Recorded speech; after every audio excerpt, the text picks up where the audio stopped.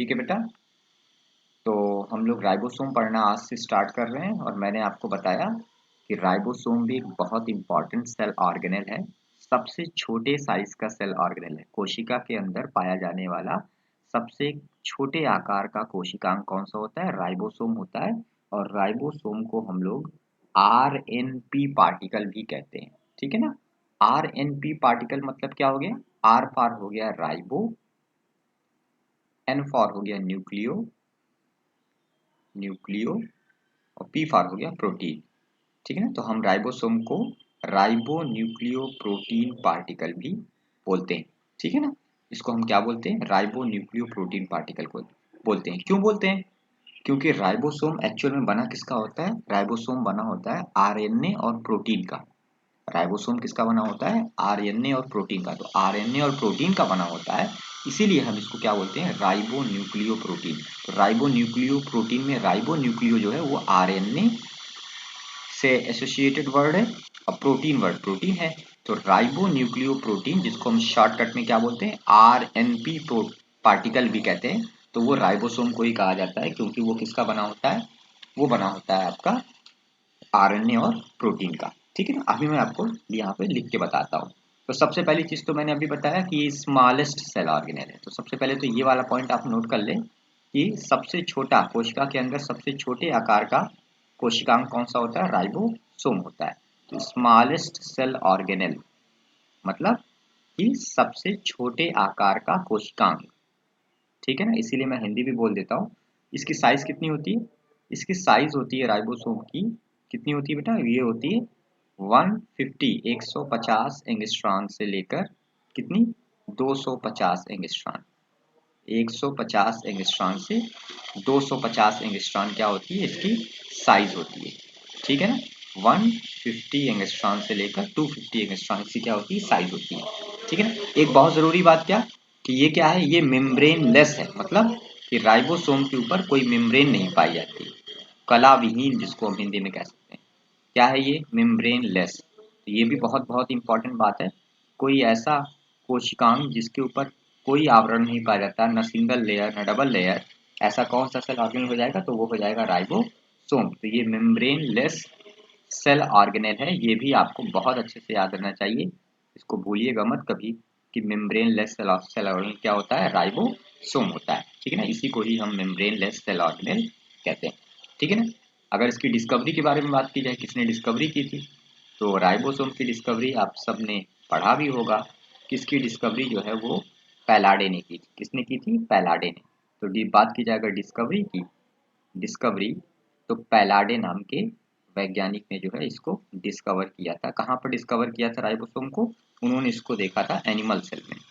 कहाँ पर? Animal cell में, मतलब जंतु कोशिका में, इन एनिमल सेल।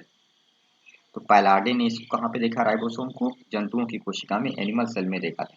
ठीक है ना। इसीलिए राइबोसोम को ना, इसीलिए राइबोसोम को बेटा हम एक और नाम से पुकारते हैं। क्या हम इसको बोलते हैं? पैलाडे पार्टिकल। तो हम राइबोसोम को और क्या बोलते हैं? पैलाडे पार्टिकल भी बोलते हैं। पैलाडे पार्टिकल किसको? राइबोसोम को। क्यों? क्योंकि इसकी डिस्कवरी किसने की थी? पैलाडे ने की थी। इसलिए इस बेसिस पे हम इसको पैलाडे पार्टिकल भी कहते हैं राइबोसोम को। ये भी आपको याद रखना है, अच्छे से याद रखना है, भूलना नहीं है। पैलाडे पार्टिकल राइबोसोम को ही कहा जाता है। ठीक है ना।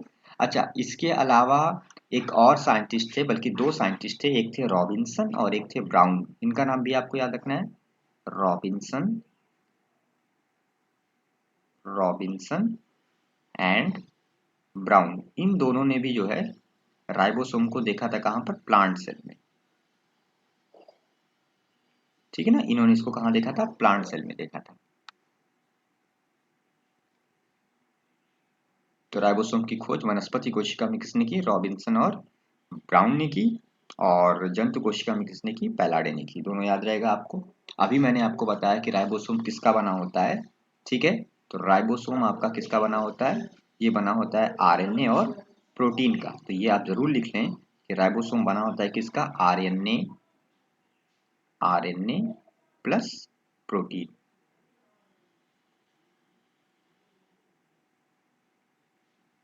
RNA plus protein. कौन सा RNA? rRNA, ठीक है ना, मतलब राइबोसोमल RNA, ठीक है।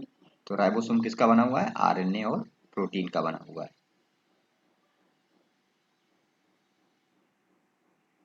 इसीलिए तो हम इसको RNP पार्टिकल के नाम से बोलते हैं। हम इसको RNP पार्टिकल इसीलिए कहते हैं क्योंकि राइबोसोम RNA और प्रोटीन का बना हुआ है, ठीक है ना। चलो, इतनी तो बात हो गई। अब थोड़ा सा हम राइबोसोम के टाइप्स के बारे में बता देते हैं, ठीक है। तो राइबोसोम जैसा तुम लोग जानते हो बेसिकली क्या होता है, राइबोसोम कितने टाइप के होते हैं? राइबोसोम दो टाइप के होते हैं, आप सबको पता है। तो चलिए मैं यहाँ पे हिंट डाल देता हूँ, types of ribosome. Types of ribosome, तो राइबोसोम के प्रकार।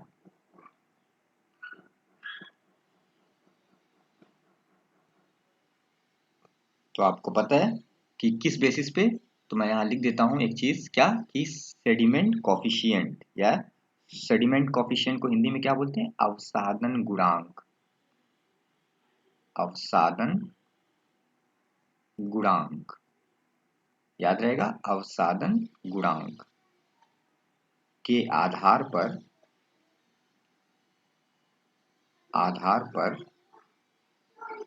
क्या होता है?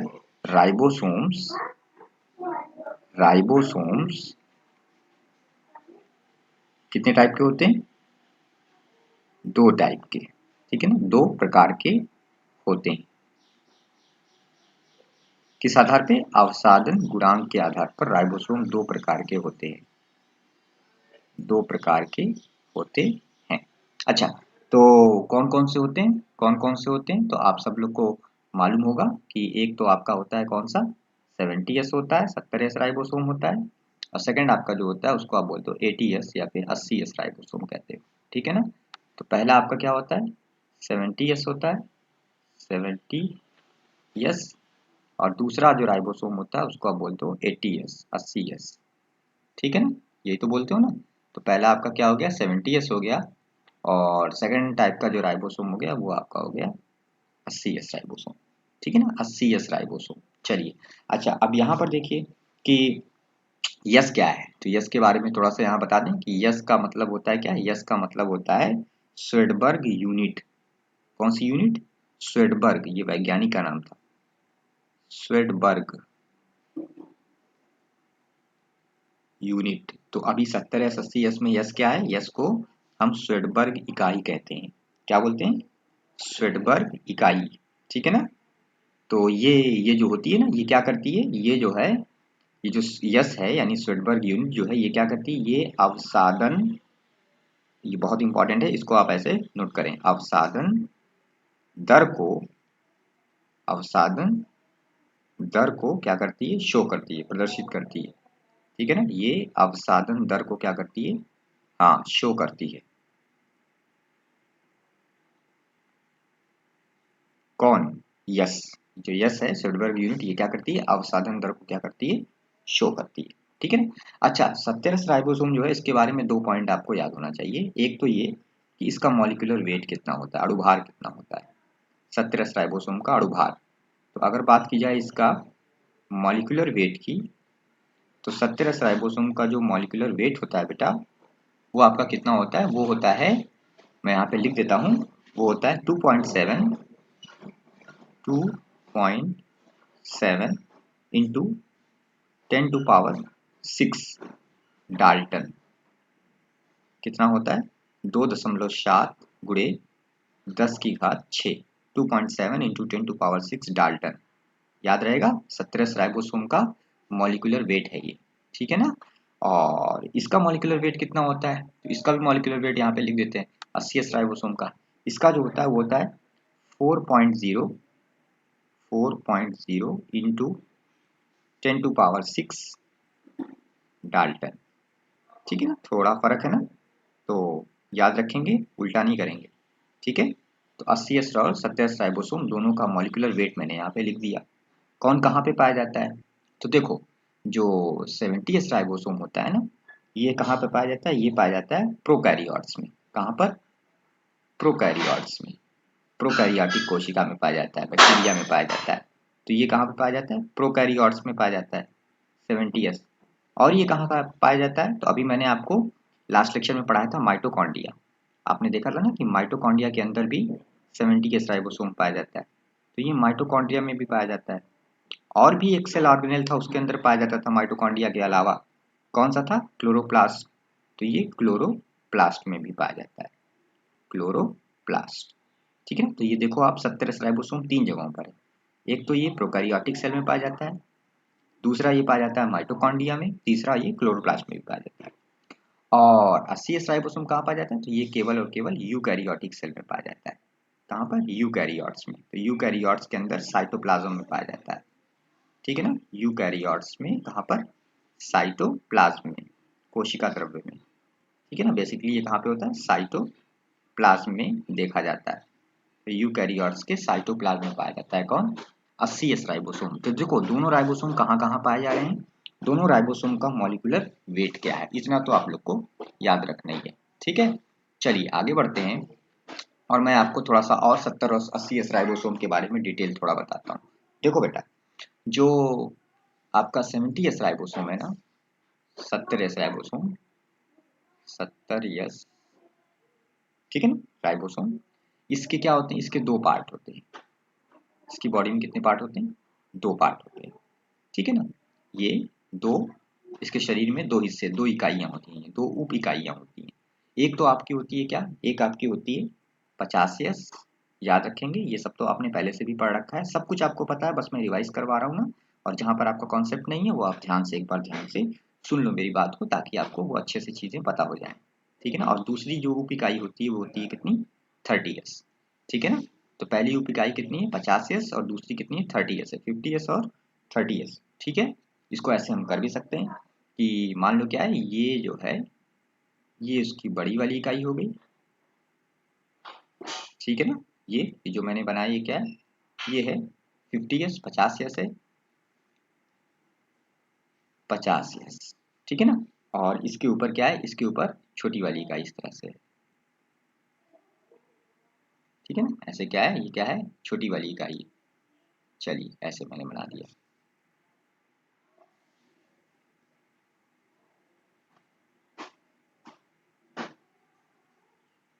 तो ये क्या हो गई?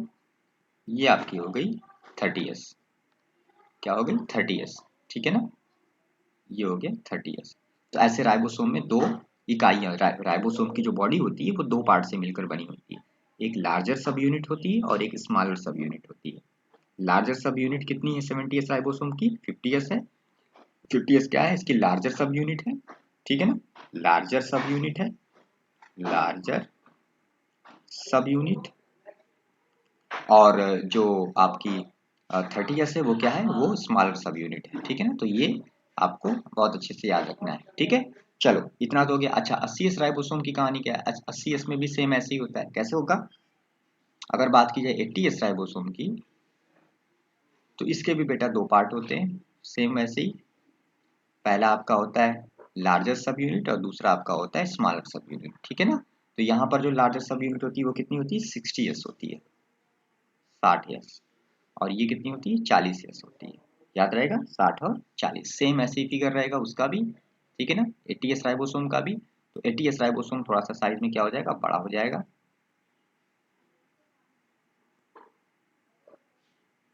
ठीक है ना, और इसके ऊपर आपको स्मॉलर सब यूनिट ऐसे दिखाई देगी। ठीक है, तो ये आपका क्या हो गया? ये स्मॉलर सब यूनिट हो गई 40s, और ये आपकी हो गई क्या? लार्जर सब यूनिट कौन सी? 60s। तो इस तरह से राइबोसोम जो होते हैं उसके शरीर में दो पार्ट होते हैं, एक जो होता है स्मॉलर यूनिट होता है और एक लार्जर यूनिट होता है। ठीक है ना, इतना आपको पता हो गया तो 70s 80s के बारे में। अच्छा थोड़ा सा और अगर डिटेल में बताऊं आपको, तो 70s और 80s राइबोसोम जो है ना, इनमें मैं आपको कुछ बातें और बहुत जरूरी बता देता हूँ। जैसे यहाँ पर देखिए मैंने लिखा कि जो 70s राइबोसोम है, 70s, तो ये 70s राइबोसोम जो है ना, इसके दो पार्ट होते हैं। कितने पार्ट होते हैं? दो पार्ट। 70s राइबोसोम के दो पार्ट होते हैं, दो पार्ट अभी मैंने आपको बताया था। एक आपका होता है 50s और दूसरा आपका क्या होता है? 30s होता है। एक 50s होता है और दूसरा आपका क्या होता है? 30s होता है। इतना समझ में आ गया ना कि 70s राइबोसोम के दो पार्ट हैं, एक 50s होता है और एक कितना होता है बेटा? 30s होता है। अभी अभी मैंने आपको थोड़ी देर पहले ये बातें बताई थी, तो वही चीज़ तो मैं रिपीट कर रहा हूँ ना।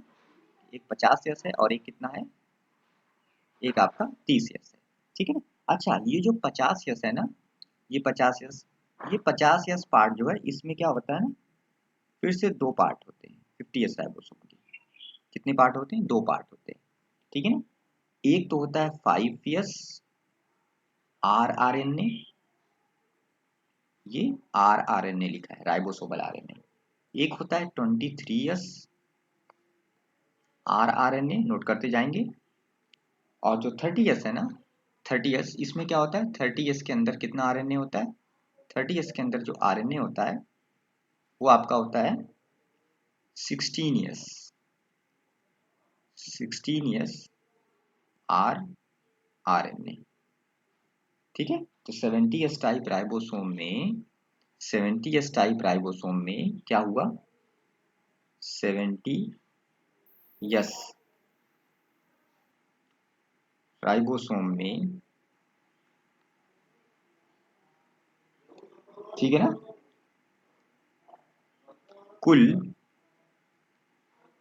कुल कितने, टोटल तीन, कुल तीन प्रकार के, तीन प्रकार के क्या होते हैं, rRNA, ठीक है ना। क्वेश्चन आता है कि 70 राइबोसोम में कुल कितने प्रकार के आरएनए होते हैं, तीन प्रकार के आर, एक 5s, एक 23s और एक 16s, ठीक है ना। तो 70 राइबोसोम में कुल तीन प्रकार के rRNA क्या होते हैं, उपस्थित होते हैं, ठीक है ना। ये तो याद हो गया आपको, याद हो जाएगा, उपस्थित होते हैं। एक बात आपको ये रखनी है, और इसी तरह से मैं आपको 80s राइबोसोम का भी बता देता हूँ। देखो बेटा, जो 80s राइबोसोम होता है उसमें भी दो पार्ट होते हैं मेनली, आपको पता है, अभी मैंने आपको बताया भी था। एक आपका जो बड़ा वाला पार्ट होता है वो होता है 60s, कितना होता है, 60s। और जो छोटा वाला पार्ट होता है वो होता है कितना, 40s, 40s 40s, ठीक है ना। इसको मैथमेटिकली थोड़ी ना देखना है कि 60 40 80 होता है, 60 40 मिलाकर जो है, 60 40 मिलाकर 100 होता है, सर ऐसा तो मैथ में होता है ना, यहाँ मैथ नहीं, मैथ को दिमाग से निकाल दो, ठीक है ना। तो 60s और 40s दोनों क्या होते हैं, 80s राइबोसोम के पार्ट होता है। तो जो 60s राइबोसोम वाला पार्ट है इसमें तीन तरह के आरएनए होते हैं, कितने होते हैं, थ्री टाइप्स के आरएनए होते हैं। और 40s जो होता है उसके अंदर केवल एक टाइप का आरएनए होता है। कौन कौन से, तो 60s में कौन से होते हैं, तो बड़ा पार्ट है ना, तो इसमें एक तो होता है 5s, कैसा होता है, 5s, 5s, ठीक है ना,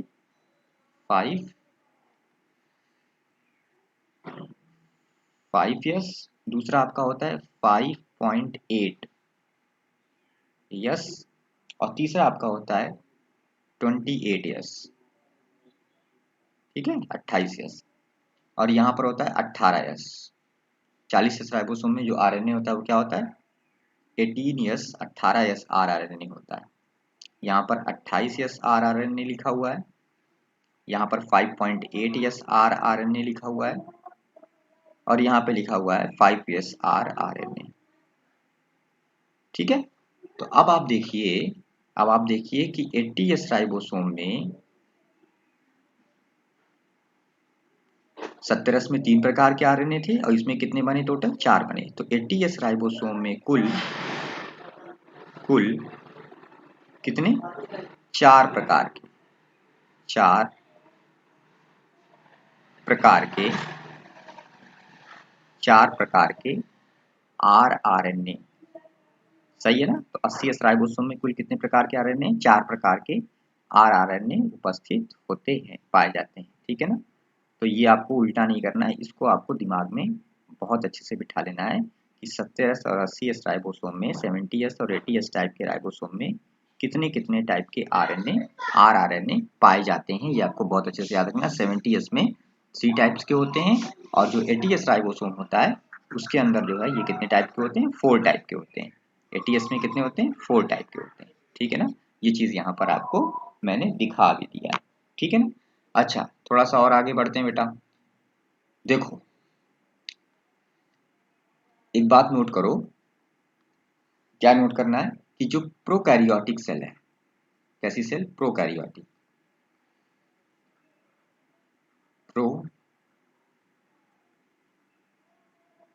कैरियोटिक सेल, प्रोकैरियोटिक सेल में राइबोसोम्स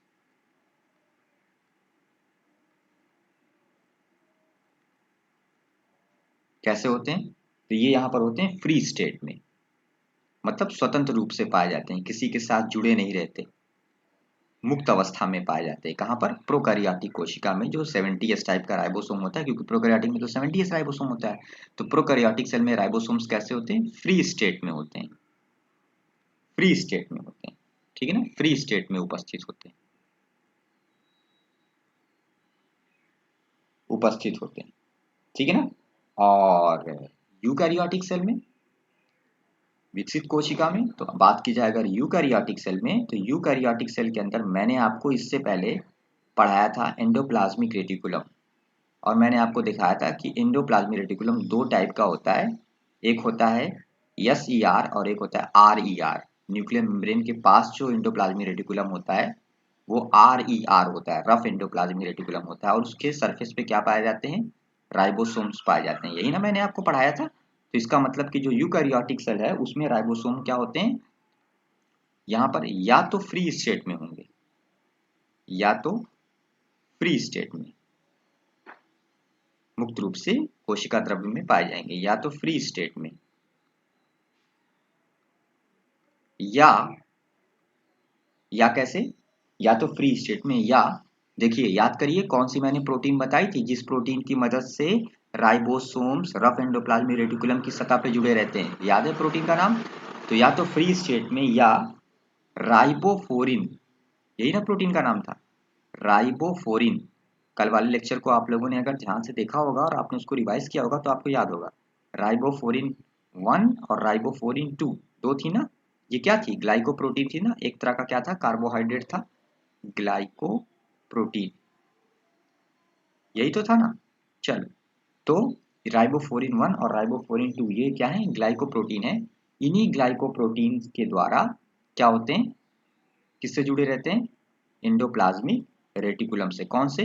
रफ एंडोप्लाज्मिक रेटिकुलम से, RER से जुड़े रहते हैं, क्योंकि स्मूथ एंडोप्लाज्मिक रेटिकुलम पे राइबोसोम नहीं होते, कल मैंने आपको बताया था। इसका मतलब कि रफ एंडोप्लाज्मिक रेटिकुलम पे होते हैं, और रफ एंडोप्लाज्मिक रेटिकुलम पे यूकैरियोटिक सेल में रफ एंडोप्लाज्मिक रेटिकुलम पर राइबोसोम्स जो होते हैं वो राइबोफोरिन प्रोटीन 1 और राइबोफोरिन 2, दो प्रोटीन है, इनकी मदद से जो है वो जुड़े रहते हैं, ठीक है ना, से जुड़े रहते हैं। चलिए, कितनी इंपॉर्टेंट बातें ये सारी। अच्छा, एक बहुत जरूरी बात देखिए, देखिए बहुत बहुत इंपॉर्टेंट, ठीक है। दे आर, दे आर मतलब राइबोसोम्स की बात की जा रही है। They are also called, also called, ribosome का एक और नाम है, इनको कहा जाता है ना cell organelle within cell organelle. क्या बोलते हैं? सेल ऑर्गेनेल मतलब कोशिकांग है ये, सेल ऑर्गेनेल, विद इन मतलब भीतर, cell organelle within cell organelle मतलब कोशिकांग के अंदर कोशिकांग, इसको बोला जाता है, किसको? राइबोसोम को। क्या बोलते हैं? कोशिकांग के अंदर कोशिकांग। अच्छा, इसको कोशिकांग के अंदर का कोशिकांग क्यों कहते हैं? क्योंकि ये आपने लास्ट वाले लेक्चर में मैंने आपको पढ़ाया था ना कि ये माइटोकॉन्ड्रिया और प्लास्टिड, माइटोकॉन्ड्रिया और क्लोरोप्लास्ट, इन दोनों के अंदर भी पाया जाता है, ठीक है ना। मतलब माइटोकॉन्ड्रिया और क्लोरोप्लास्ट क्या है? माइटोकॉन्ड्रिया और क्लोरोप्लास्ट क्या है? वो दोनों क्या है? सेल ऑर्गेनेल है, और ये भी, ये खुद भी सेल ऑर्गेनेल है, सब तो कोशिकांग ही हैं। तो कोशिकांग के अंदर कोशिकांग पाया जाना, तो ऐसा कौन सा कोशिकांग है जो किसी दूसरे कोशिकांग के अंदर पाया जाता है? तो वो कौन हो जाएगा? वो हो जाएगा बेटा राइबोसोम। कौन हो जाएगा? राइबोसोम। तो राइबोसोम को ही हम क्या बोलते हैं?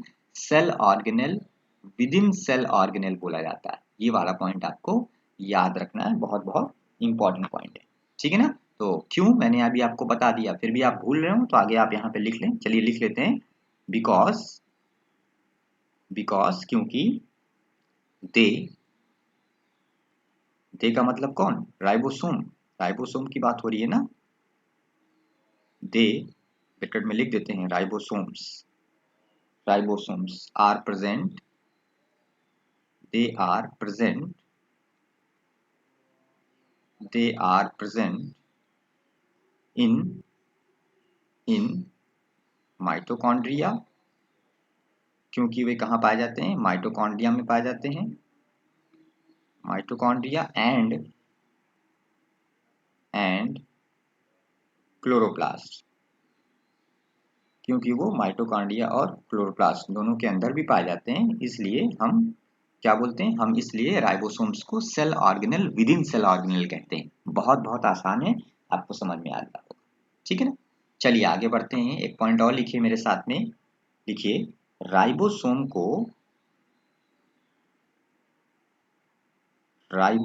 को या राइबोसोम की दोनों सब यूनिट, अभी मैंने आपको बताया था ना कि एक लार्जर सब यूनिट होती है और एक स्मॉलर सब यूनिट होती है, और मैंने आपको 70 और 80s दोनों की लार्जर और स्मॉलर सब यूनिट भी बताई थी।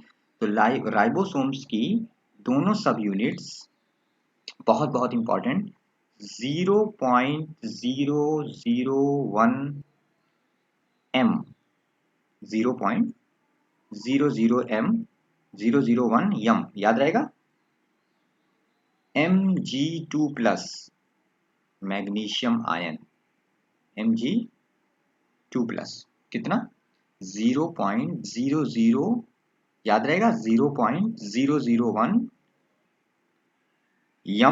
Mg2 प्लस, ठीक है ना,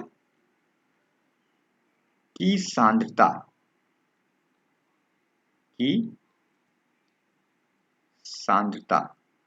पर क्या होते हैं, सांद्रता पर आपस में जुड़े रहते हैं। बहुत बहुत इंपॉर्टेंट बात लिखवा रहा हूं, ठीक है ना, कि राइबोसोम के जो दोनों सब यूनिट्स होते हैं ना, वो मैग्नीशियम आयन की मदद से आपस में जुड़े रहते हैं, आपस में जुड़े रहते हैं। और यहाँ पर मैग्नीशियम आयन की सांद्रता कितनी होनी चाहिए, वो होनी चाहिए 0.001 यम, ठीक है ना, जुड़े रहते हैं। ये वाला पॉइंट याद हो जाएगा आप लोगों को कि राइबोसोम की दोनों सब यूनिट्स 0.001 यम मैग्नीशियम आयन की सांद्रता पर आपस में जुड़े रहते हैं। दोनों यूनिट्स सब यूनिट्स है ना, जुड़ी रहती हैं, लिख दीजिए, ठीक है ना, जुड़ी रहती हैं। चलिए, एक तो ये बहुत बहुत ज़रूरी बात हो गई जो मैंने आपको बताया, इसको आप बहुत अच्छे से याद रखेंगे, ये भूलने वाली चीज़ नहीं है, इसको भूलेंगे नहीं, ठीक है ना। आगे क्या लिखेंगे, इससे कम सांद्रता, अगर 0.001 यम से कम सांद्रता हो जाएगी तब क्या होगा, इससे कम सांद्रता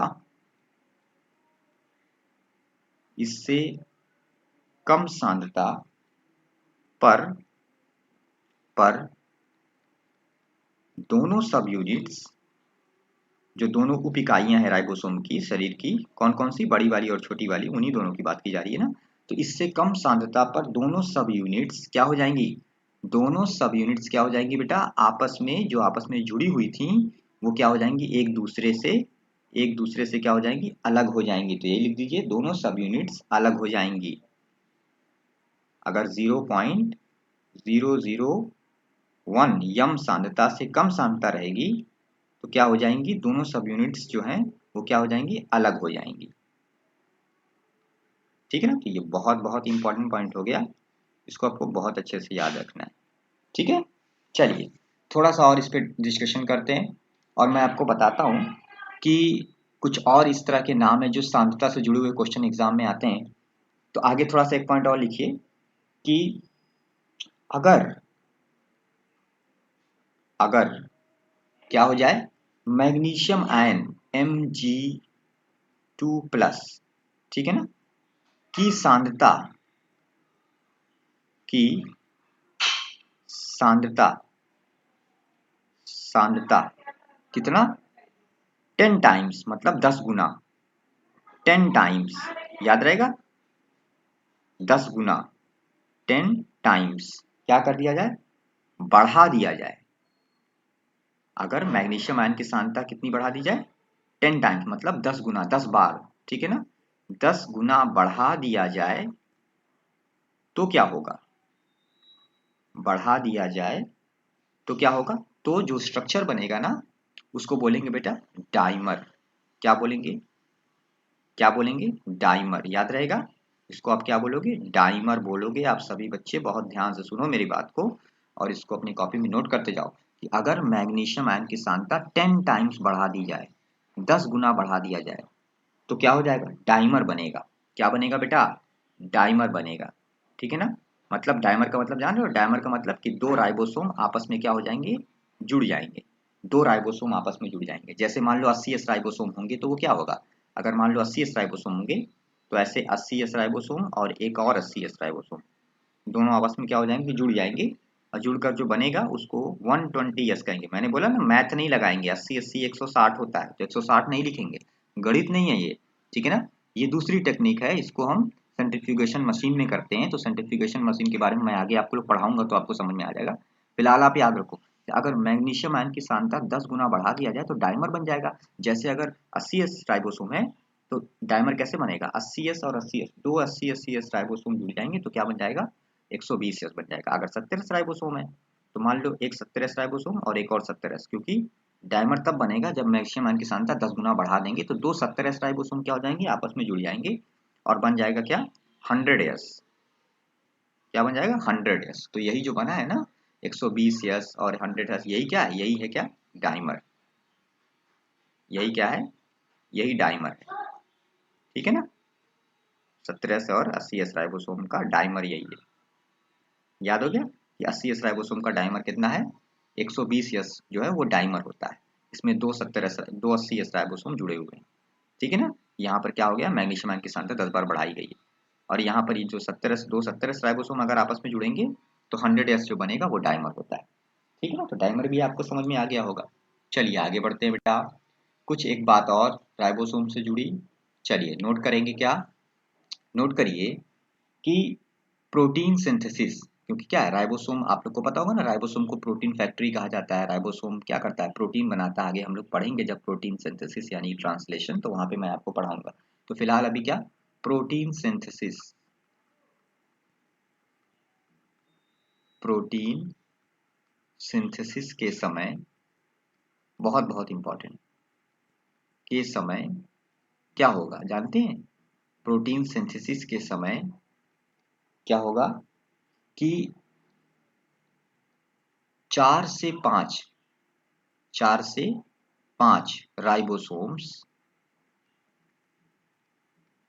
4 से 5 राइबोसोम्स क्या हो जाएंगे? यम आरएनए, यम आरएनए, यम आरएनए पर, यम आरएनए पर क्या हो जाएंगे? एकत्र हो जाएंगे। प्रोटीन सिंथेसिस के समय क्या होगा? 4 से 5 राइबोसोम क्या करेंगे? यम आरएनए पर क्या हो जाएंगे? एकत्र हो जाएंगे। याद रहेगा? यम आरएनए पर एकत्र मतलब इकट्ठा हो जाएंगे। और एकत्र हो जाएंगे और उसके बाद जो स्ट्रक्चर बनेगा ना वो कैसे बनेगा? जरा आप इसको देखो फिगर में यहाँ पे। तो स्ट्रक्चर जो बनेगा ना, सबसे पहले तो मैं आपको बता दूं कि उस स्ट्रक्चर को क्या बोलेंगे? उस स्ट्रक्चर को बोलेंगे पॉलीराइबोसोम। जब 4 से 5 राइबोसोम यम आरएनए के ऊपर इकट्ठा हो जाएंगे तब आप उस स्ट्रक्चर को क्या बोलोगे? बोलोगे उसको क्या? पॉलीराइबोसोम। कितना आसान है? पॉलीराइबोसोम। पॉली मतलब अनेक। तो यहाँ पर क्या हुआ है? यहाँ पे 4 से 5 राइबोसोम यम आरएनए के ऊपर क्या हो गए? इकट्ठा हो गए हैं, क्योंकि क्या हो रहा है? प्रोटीन सिंथेसिस हो रहा है। ठीक है ना? इसको आप इस तरह से समझ भी सकते हैं बनाकर। जैसे मैंने बोला कि क्या था, एक आपका मान लीजिए कि ये हो गया 60s राइबोसोम। कौन सा राइबोसोम हो गया? 60s वाला पार्ट हो गया। और मान लीजिए इसके साथ आपने क्या जोड़ दिया? 40s राइबोसोम वाला पार्ट जोड़ दिया। ठीक है ना? कौन सा वाला? 40s वाला। चलिए ये आपका कौन सा 40 हो गया, 60 और 40 वाला। और ये दोनों मिलेंगे, दोनों मिलेंगे कितनी सांद्रता रहेगी? 0.001 यम। ठीक है ना? यम जी प्लस, यम जी 2 प्लस, मैग्नीशियम क्या? यम जी 2 प्लस, यही तो क्या बन जाएगा बेटा? तो आपका बन जाएगा कौन सा राइबोसोम बन जाएगा? 80s राइबोसोम बन जाएगा। ठीक है? तो 80s राइबोसोम बना दीजिए। चलिए मान लीजिए ये क्या बन गया? ये बन गया आपका 80s राइबोसोम। बन गया ना 80s राइबोसोम। अच्छा, अगर 80s राइबोसोम, मैंने क्या बोला था कि 80s राइबोसोम पर जो सांद्रता है उसको अगर हम 10 गुना ज़्यादा बढ़ा दें, 10 टाइम्स ज़्यादा, 10 टाइम्स 10 गुना ज़्यादा अगर हम सांद्रता बढ़ा दें, 10 टाइम्स मैग्नीशियम आयन की सांद्रता अगर बढ़ा दें तो क्या हो जाएगा, डाइमर बन जाएगा। मैंने यही बोला था ना कि अगर 10 टाइम्स बढ़ा देंगे सांद्रता तो क्या बन जाएगा, डाइमर बन जाएगा। कम से कम कितनी सांद्रता होनी चाहिए, 0.001 यम होनी चाहिए राइबोसोम के लिए। इससे कम रहेगी तो राइबोसोम के दोनों पार्ट एक दूसरे से अलग हो जाएंगे। अगर 0.001 यम कंसंट्रेशन को 10 टाइम बढ़ा दिया जाए तो दो राइबोसोम आपस में क्या हो जाएंगे, जुड़ जाएंगे। जैसे 80-80S, दो 80-80S राइबोसोम अभी मैंने आपको पढ़ाया कि दो 80-80S राइबोसोम अगर आपस में जुड़ेंगे तो क्या बनेगा, 120S बनेगा। ठीक है ना। तो यहाँ पर मैं दिखाता हूँ आपको 120S। तो इस तरह से मैंने बनाया। चलिए ये आपका क्या हो गया, यहाँ पे दो राइबोसोम आपके जुड़ गए ऐसे। ठीक है ना। ये क्या बन गया जी, ये बन गया 120S राइबोसोम, मतलब दो 80S राइबोसोम आपस में क्या हो गए, जुड़ गए हैं। तो ये क्या बन गया, 120S बन गया। यही क्या है, यही डाइमर है। क्या है, डाइमर है। 80S राइबोसोम दो जुड़ेंगे तो 120S बनेगा। अगर 70S लेते तो 100S बनता। अच्छा आगे चलकर फिर क्या होगा, फिर मैंने बोला कि प्रोटीन सिंथेसिस के टाइम क्या होता है, प्रोटीन सिंथेसिस के टाइम में क्या होता है कि 4 से 5 राइबोसोम क्या करते हैं, यम आरएनए के ऊपर जो है इकट्ठा हो जाते हैं। तो मान लो ये मैंने बना दिया क्या, ये मैंने बना दिया यम आरएनए। क्या बना दिया, यम आरएनए। ठीक है ना, ये यम आरएनए। और इस यम आरएनए के ऊपर हम क्या करेंगे, 4 से 5 राइबोसोम को बैठा देंगे। चलो ये मान लो एक राइबोसोम हो गया, दो हो गया, तीन हो गया और चार हो गया। तो ये 4 राइबोसोम जो हैं ये सब क्या है, राइबोसोम है। तो जब 3 से 4 या 4 से 5, जब 4 से 5 राइबोसोम यम आरएनए के ऊपर इकट्ठा हो जाएंगे प्रोटीन सिंथेसिस के टाइम में, तो क्या बनेगा, तो ये जो स्ट्रक्चर बना है इसको आप क्या बोलोगे, इसको आप बोलोगे, इस स्ट्रक्चर को बोलोगे पॉलीराइबोसोम। पॉलीराइबोसोम बहुत बहुत आसान है, बस आप ध्यान से देखिए। इसको पॉलीराइबोसोम कहते हैं, इसको पॉलीसोम भी कहते हैं। ठीक है, यहाँ मैं लिख देता हूँ, पॉलीराइबोसोम को केवल पॉलीसोम भी कहा जाता है, पॉलीसोम। ठीक है ना, तो पॉलीराइबोसोम या पॉलीसोम भी कह सकते हैं। तो कितना आसान है, इससे आपको सब कुछ समझ में आ गया होगा। लास्ट में मैं आपको पढ़ा देता हूँ फंक्शन, राइबोसोम का फंक्शन क्या है। तो बेटा राइबोसोम का अगर कार्य देखोगे ना, कार्य, इसका बस एक ही कार्य है, क्या, प्रोटीन का निर्माण करना। तो ये प्रोटीन सिंथेसिस करने में हेल्प करता है, एमआरएनए के साथ मिलकर क्या करता है, प्रोटीन सिंथेसिस करता है। तो इसको ये क्या करता है, प्रोटीन सिंथेसिस करता है, प्रोटीन का निर्माण करवाता है राइबोसोम।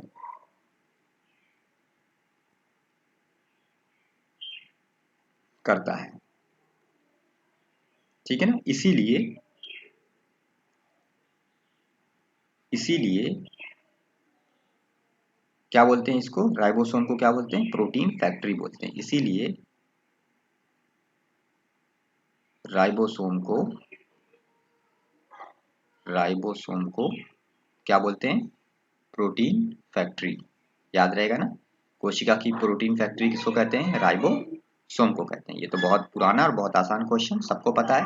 इसको क्या बोलते हैं, प्रोटीन फैक्ट्री बोलते हैं, क्योंकि सारा क्या होता है इसमें, प्रोटीन का निर्माण के से जुड़ी हुई सारी प्रक्रियाएं इसमें होती हैं। तो इसलिए इसको क्या बोलते हैं, राइबोसोम को प्रोटीन फैक्ट्री कहते हैं।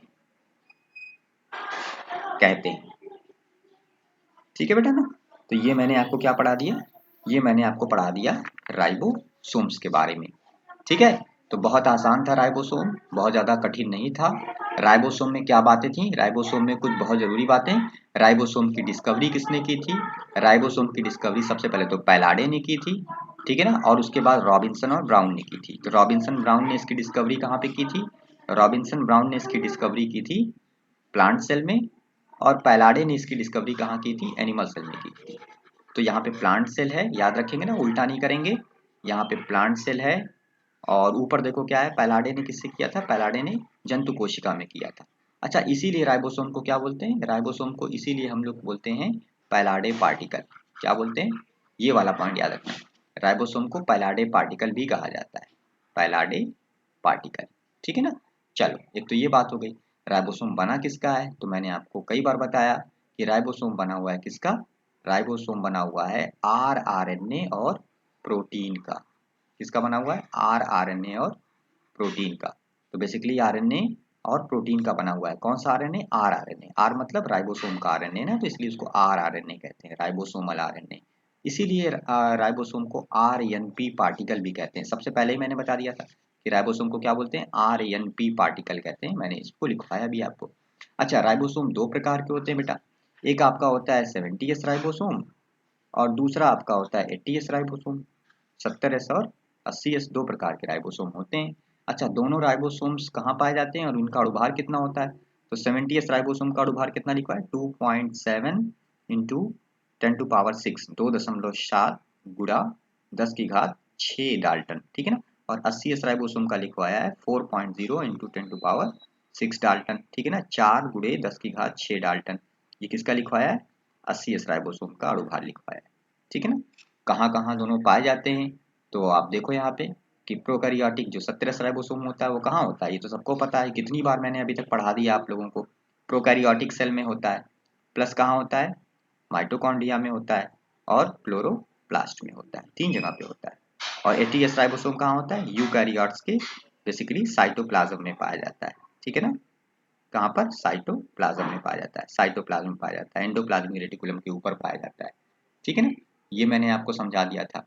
फिर मैंने 70S और 80S राइबोसोम के बारे में थोड़ा सा और कुछ बहुत जरूरी बातें बताई। क्या बताया था कि जो 70S राइबोसोम होता है उसके दो पार्ट होते हैं, 50 और 30। अब 50S राइबोसोम में भी फिर से जो होते हैं कितने प्रकार के आरएनए होते हैं, तो एक होता है आपका 5S आरएनए, एक आपका होता है 23S आरएनए और एक आपका होता है 16S आरएनए। और इस तरह से यहाँ 80S में क्या होता है, 80S राइबोसोम के दो मेन पार्ट हैं, एक 60S और एक 40S। और 60S में 3 तरह के आरएनए होते हैं, 5S, 5.8S, 28S, याद रहेगा। और 40S वाले पार्ट में केवल एक तरह का आरएनए होता है, कितना, 18S। ठीक है ना, तो ये बहुत अच्छे से याद रखना है। तो कुल मिला के 70S प्रकार के राइबोसोम में 3 प्रकार के आरएनए होते हैं और 80S राइबोसोम में 4 प्रकार के आरएनए होते हैं। ठीक है ना, ये मैंने आप लोगों को बताया बेटा। उसके बाद मैंने आपको और भी बहुत सारी बातें बताई। मैंने आपको बताया कि जो राइबोसोम होता है वो प्रोकैरियोटिक और यूकैरियोटिक दोनों सेल में तो पाया जाता है। प्रोकैरियोटिक सेल में राइबोसोम फ्री स्टेट में होता है। कैसे होता है, फ्री, मुक्त अवस्था में पाया जाता है वहां पे, क्योंकि एंडोप्लाज्मिक रेटिकुलम तो होता नहीं प्रोकैरियोटिक सेल में, तो वहां पे राइबोसोम कैसे होता है, कोशिका द्रव्य में मुक्त अवस्था में, फ्री स्टेट में पाया जाता है। ठीक है। और 80S राइबोसोम में ये कहाँ होता है, ये 80S राइबोसोम में या तो फ्री स्टेट में होता है और या तो फिर ये जो प्रोटीन है राइबोफोरिन 1 और राइबोफोरिन 2, इस प्रोटीन के द्वारा ये किससे जुड़ा रहता है, रफ एंडोप्लाज्मिक रेटिकुलम से जुड़ा रहता है, रफ एंडोप्लाज्मिक रेटिकुलम की सतह पर जुड़ा रहता है। और मैंने आपको एंडोप्लाज्मिक रेटिकुलम पढ़ाया है अच्छे से, और आपने अगर उसको लेक्चर को रिवाइज किया होगा, नोट्स को रिवाइज किया होगा, ध्यान से पढ़ा होगा बैठ के, तो आपको मेरी बात सब एक एक बार में समझ में आ जाएगी। नहीं रिवाइज किया होगा तो बिल्कुल नहीं समझ में आएगी। ठीक है ना। तो या तो फ्री स्टेट में पाया जाता है या फिर जो है राइबोफोरिन 1 और राइबोफोरिन 2 नाम की जो प्रोटीन होती है ना, उनके द्वारा ये जो है रफ एंडोप्लाज्मिक रेटिकुलम से जुड़ा रहता है, इस अवस्था में पाया जाता है। ठीक है ना। अच्छा, इसको cell organelle within cell organelle भी कहते हैं, किसको, राइबोसोम को, क्योंकि ये दूसरे सेल ऑर्गेनेल जैसे माइटोकॉन्ड्रिया हो गया और क्लोरोप्लास्ट हो गया उनके भीतर पाया जाता है, और खुद भी सेल ऑर्गेनेल है, स्वयं भी यह एक कोशिकांग है और दूसरे कोशिकांग के भीतर पाया जाता है। ठीक है ना, तो इसलिए इसको क्या बोलते हैं, cell organelle within cell organelle भी कहा जाता है। ठीक है ना, ये वाला पॉइंट अच्छा था ना कि इसको cell organelle within cell organelle भी कहा जाता है। ठीक है ना। चलिए, एक तो ये बात हो गई। दूसरा कि इसकी सांद्रता देखिए, यहाँ पे राइबोसोम के क्योंकि दो पार्ट होते हैं, तो राइबोसोम के दोनों पार्ट जो होते हैं वो आपस में तभी जुड़े रहेंगे जब कितनी सांद्रता होगी मैग्नीशियम आयन की, 0.001 यम, इतनी सांद्रता अगर होगी तब ये दोनों पार्ट जो है वो आपस में क्या रहेंगे, आपस में जुड़े रहेंगे। कितनी, 0.00 यम। ठीक है ना। इसकी सांद्रता को अगर 10 गुना बढ़ा देंगे तो दो राइबोसोम आपस में जुड़कर क्या बना लेंगे, डाइमर बना लेंगे। अगर सांद्रता को 10 गुना बढ़ा देंगे तो दो राइबोसोम आपस में मिलकर क्या बना लेंगे, डाइमर बना लेंगे। और अगर 0.001 यम जी आयन की सांद्रता को इससे भी कम कर दिया जाए 0.001 यम से भी कम सांद्रता होगी तो फिर राइबोसोम की दोनों सब यूनिट्स क्या हो जाएंगी, एक दूसरे से अलग हो जाएंगी। ठीक है ना, यही तो मैंने आपको पढ़ाया था ना। चलिए उसके बाद मैंने आपको यहाँ पे वही चीज फिगर के द्वारा भी दिखाई और फंक्शन मैंने आपको बताया कि राइबोसोम का काम है प्रोटीन सिंथेसिस करना, इसीलिए इसको क्या बोलते हैं, प्रोटीन फैक्ट्री भी बोलते हैं। चलिए एक तो आपका टॉपिक खत्म हो गया, एक टॉपिक और मैं आपको पढ़ा देता हूँ आज, वो है सीलिया और फ्लैजिला। छोटा सा टॉपिक है, जल्दी से खत्म हो जाएगा। Cilia and flagella, cilia and flagella. बात की जाए बच्चों अगर सीलिया और फ्लैजिला की, तो ये भी क्या होता है, सेल ऑर्गेनेल होते हैं। ठीक है ना, ये क्यों होते हैं, लोकोमोशन के लिए, गति करने के लिए। क्यों होते हैं, गति करने के लिए होते हैं ना। बहुत सारे ऐसे छोटे एनिमल्स होते हैं ना जिनके अंदर क्या होते हैं, सीलिया और फ्लैजिला आप देखते होगे पाया जाता है, सेल्स में पाया जाता है। तो इनके थ्रू क्या होता है, लोकोमोशन होता है, यानी कि गमन होता है, गमन होता है, प्रचलन होता है। तो गमन करने के लिए, इधर से उधर आने जाने के लिए क्या होता है, उसमें ये हेल्प करते हैं, कौन, सीलिया और फ्लैजिला। जैसे आपने प्रोटोजोआ के बारे में पढ़ रखा होगा कि जो प्रोटोजोआ होते हैं ना, प्रोटोजोआ अगर आपने कभी उनका क्लासिफिकेशन पढ़ा होगा तो आपको पता होगा कि प्रोटोजोआ में जो है दो क्लास है। एक आपकी क्लास होती है कौन सी, एक क्लास होती है फ्लैजिलेटा। क्या नाम है क्लास का, क्लास का नाम है फ्लैजिलेटा, FLAGELLATA, फ्लैजिलेटा। ठीक है ना। और एक और क्लास होती है प्रोटोजोआ में, उसका नाम है सीलिएटा। क्या नाम है, सीलिएटा। ठीक है ना, CILIATA। ठीक है ना, तो क्लास फ्लैजिलेटा दोनों है ना, क्लास फ्लैजिलेटा। उसमें क्या होता है, जितने भी प्रोटोजोवन पाए जाते हैं, जितने भी एनिमल्स रखे गए हैं इस क्लास में, सारे एनिमल्स जो होते हैं ना, उनको उनमें क्या पाया जाता है, फ्लैजिला पाया जाता है। तो इसमें क्या होता है, इसमें जो है इस क्लास में किन को इंक्लूड किया गया है, इस क्लास में इंक्लूड किया गया है ऑल फ्लैजिलेट्स को, ऑल फ्लैजिलेट्स को, जितने फ्लैजिला वाले हैं सबको इसमें रखा गया है। और इसमें किसको इंक्लूड किया गया है, जिन एनिमल्स को उनमें सीलिया पाई जाती है तो उनको क्या बोलते हैं, सीलिएट्स कहते हैं। तो इंक्लूड ऑल, ऑल सीलिएट्स, जितने भी सीलिएट्स हैं, मतलब सीलिया धारण करने वाले जंतु हैं, जैसे कि आपका पैरामीशियम हो गया, ऑल सीलिएट्स, तो उनको आपने कहाँ पे रख दिया है, क्लास सीलिएटा में रख दिया है, ऑल सीलिएट्स। ठीक है ना, तो ये चीज होती है। जैसे आप देखते हो ना, जैसे आप पैरामीशियम जब बनाते हो तो पैरामीशियम में आप नहीं देखते हो, पैरामीशियम में आपको खूब सारी सीलिया दिखाई देती है। जब आप पैरामीशियम इस तरह से बनाते हो तो आपको पैरामीशियम में चारों तरफ क्या दिखाई देती है, खूब सारी इस तरह से आपको सीलिया दिखाई देती है। ठीक है ना, ऐसे, ठीक है ना, ऐसे दिखाई पूरे बॉडी में चारों तरफ सीलिया दिखाई देती है। ये सब क्या है, सीलिया, यही सब क्या है, सीलिया। ठीक है ना। और कुछ एनिमल्स होते हैं नहीं, जैसे आपने कभी देखा होगा इस तरह से, मान लीजिए ये एक एनिमल हो गया, ठीक है ना, कोई एल्गी हो गई, क्लेमाइडोमोनास हो गया। ठीक है ना, तो इसके अंदर क्या होता है, इसके अंदर आपको फ्लैजिला ऐसे दिखाई देगा, ऐसे क्या दिखाई देगा, फ्लैजिला दिखाई देगा। ये क्या है, फ्लैजिला है। तो ऐसे एनिमल्स जो होते हैं उनमें सीलिया और फ्लैजिला पाया जाता है। तो मैंने एक आपको दिखाया ऐसे, ठीक है ना, कि आप ऐसा देखे होंगे, आपने बहुत सारे एनिमल्स को इस तरह से देखा होगा जिनमें सीलिया और फ्लैजिला आपने पढ़ा होगा। ठीक है ना, तो ये होता है। अच्छा एक बहुत ज़रूरी बात, अगर स्ट्रक्चर की बात की जाए और टाइप्स की बात की जाए, सबसे पहले तो एक बहुत नोट में बहुत ज़रूरी बात लिख दें कि देखो बेटा, होता क्या है ना कि सीलिया और फ्लैजिला ये दोनों जो स्ट्रक्चर हैं, सीलिया एवं फ्लैजिला, सीलिया एवं फ्लैजिला, ये बाहर से डिफरेंट, मतलब ऊपर से देखने पे क्या होते हैं, बिल्कुल भिन्न होते हैं, बाहर से डिफरेंट। ठीक है ना, लेकिन लेकिन बहुत बहुत इंपॉर्टेंट, इनका लेकिन इनकी आंतरिक संरचना, मतलब इनका जो इंटरनल स्ट्रक्चर है, लेकिन इनकी आंतरिक संरचना, मतलब इंटरनल स्ट्रक्चर, इंटरनल स्ट्रक्चर वो क्या होता है, बिल्कुल सेम होता है। मतलब ऊपर से देखने पे सीलिया फ्लैजिला क्या होते हैं, भिन्न होते हैं, लेकिन इनकी जो आंतरिक संरचना होती है वो क्या होती है, समान होती है। ये आपको याद रखना है। अंदर से कोई फर्क नहीं होता सीलिया और फ्लैजिला में, केवल ऊपर से जो है आपको फर्क या भिन्नताएं दिखाई देती हैं, ठीक है ना। तो इसीलिए मैंने इस पॉइंट को यहाँ पे लिखा दिया कि सीलिया एंड फ्लैजिला बाहर से डिफरेंट होते हैं, लेकिन इनकी जो आंतरिक संरचना होती है, यानी जो इनका इंटरनल स्ट्रक्चर होता है, वो क्या होता है, बिल्कुल समान होता है, ठीक है ना। अच्छा, आपने सुना होगा कि फ्लैजिला दो टाइप का होता है, ठीक है ना। एक आपका होता है, आप सब ने सुना होगा कि फ्लैजिला दो प्रकार का होता है। एक आपका होता है क्या, एक आपका होता है विप्लाश और एक होता है टिंसल, सुना है कि नहीं। तो चलिए, फ्लैजिला जो है वो दो तरह का होता है, दोनों के नाम आपको मैं यहाँ पे लिख के दिखा देता हूँ, क्या फर्क है ये भी बता देता हूँ। पहला जो प्रकार है उसको आप बोलते हो विप्लाश। क्या बोलते हो, विप्लाश। स्पेलिंग क्या होती है विप्लाश की, WH होता है, WHIPLASH। तो एक तो होता है विप्लाश टाइप का फ्लैजिला, और दूसरा जो होता है ना उसको आप बोलते हो tinsel. Tinsel, TINSEL, tinsel type का फ्लैजिला, ठीक है ना। दोनों में फर्क बस इतना है कि जो विप्लाश टाइप का फ्लैजिला होता है ना, इसमें क्या होता है, इसमें हेयर्स नहीं पाए जाते, इसके ऊपर जो है छोटे छोटे बाल या हेयर लाइक स्ट्रक्चर जो होते हैं वो क्या होते हैं, नहीं पाए जाते। तो यहाँ पर क्या होता है, हेयर्स क्या होते हैं, एब्सेंट होते हैं, याद रहेगा ना, बहुत आसान है।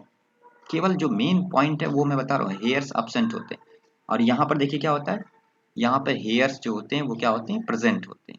टेंसल में क्या होता है, हेयर्स जो होते हैं वो क्या होते हैं, प्रेजेंट होते हैं, इसलिए इसकी सतह जो होती है वो कैसी होती है, खुरदरी होती है। और विप्लास की सतह कैसी होती है, इसकी जो सरफेस होती है वो कैसी होती है विप्लास की, क्योंकि इस पे नहीं पाए जा रहे हैं तो इसलिए इसकी सरफेस कैसी होगी, इसकी सरफेस होगी स्मूथ, चिकनी होगी, स्मूथ, ठीक है ना।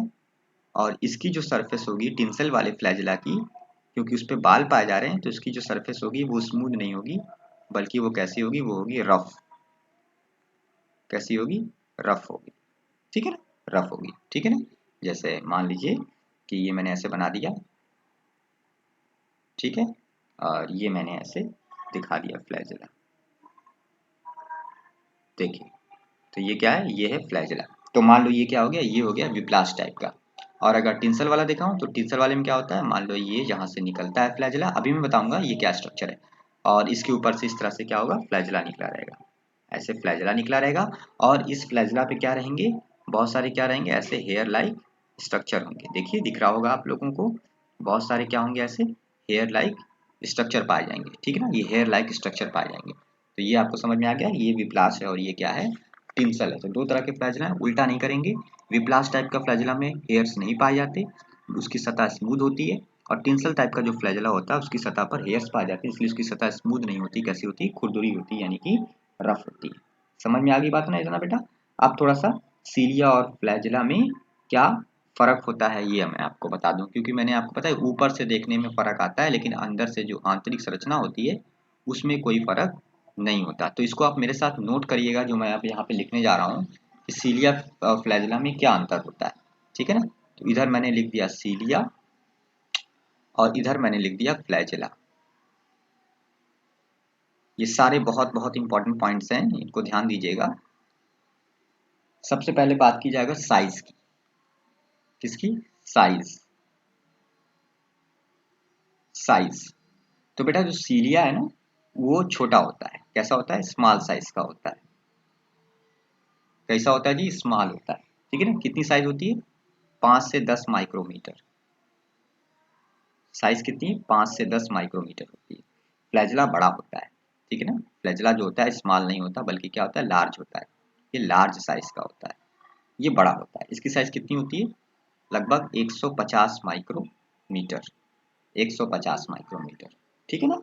इस तरह से अगर बात की जाए मूवमेंट, गति की, मूवमेंट कैसा होता है, किस तरह से ये गति करते हैं।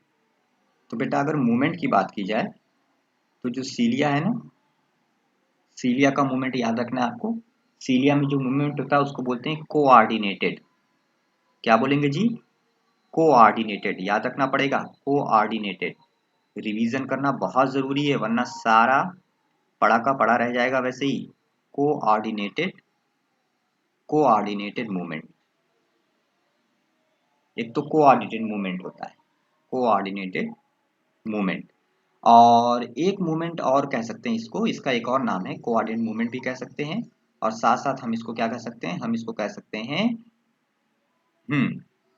ठीक है, हम इसको कह सकते हैं स्वीपिंग या पेंडुलम मूवमेंट। क्या बोल सकते हैं, या करके मैं लिख देता हूँ स्वीपिंग। स्वीपिंग मतलब जैसे झाड़ू लगाते हैं ना, उस तरह से, जैसे झाड़ू लगाते हैं, स्वीपिंग, स्वीपिंग, या फिर हम इसको कह सकते हैं पेंडुलम, सब एक ही चीज है, पेंडुलम, पेंडुलम मूवमेंट, ठीक है ना। कोऑर्डिनेटेड या स्वीपिंग या पेंडुलम मूवमेंट होता है। और यहाँ पर कैसा होता है जी, यहाँ पर फ्री मूवमेंट होता है, स्वतंत्र गति होती है, कोई फिक्स मूवमेंट नहीं, फ्री मूवमेंट होता है। फ्री मतलब स्वतंत्र, फ्री मूवमेंट होता है फ्लैजिला में, ठीक है। अगला जो आपका डिफरेंस हो जाएगा वो क्या हो जाएगा, इसकी पोजीशन, स्थिति। बात की जाए अगर स्थिति की यानी पोजीशन की बेटा, कहाँ पे पाया जाता है सीलिया और कहाँ पे पाया जाता है फ्लैजिला। तो बेटा जो सीलिया होता है ना, वो कहाँ पाया जाता है, वो पाया जाता है संपूर्ण सतह पर, कंप्लीट सरफेस पे, संपूर्ण सतह पर पाया जाता है।